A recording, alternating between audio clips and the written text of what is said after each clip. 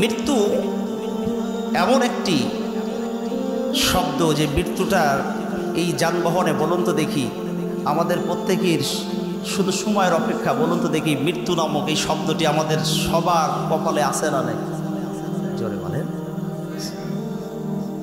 এই মৃত্যুটা যদি আপনার ইমানি হালাতে হয়, মুমিনি হালাতে হয়, তাহলে আপনার জীবন সার্থক। কারণ আজকে যেহেতু কবরস্থানের মাহফিল, কবর বিষয়ে মৃত্যু সম্পর্কে কথা ইনশাআল্লাহ বলতেই হবে। খেয়াল করেন, আল্লাহ বলেন কুল্লু নাফসিন যায়িকাতুল মাউত।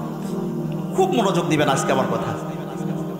কুল্লু নাফসিন যায়িকাতুল মাউত, যার প্রাণ আছে, যার জান আছে, তাকে মৃত্যুর স্বাদ গ্রহণ করতেই। আরো জোরে বলেন, শুধু কি মানুষ? শুধু কি মানুষ?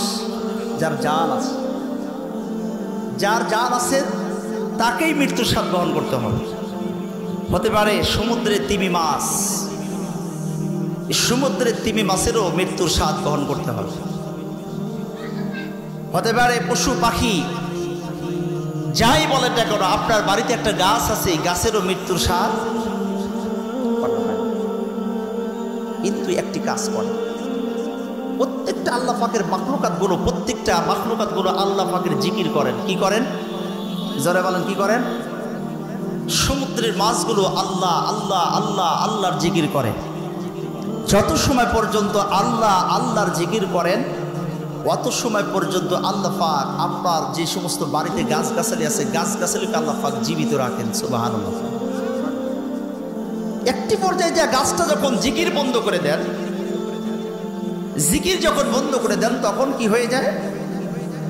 গাছটারও মৃত্যু হয়ে যায়।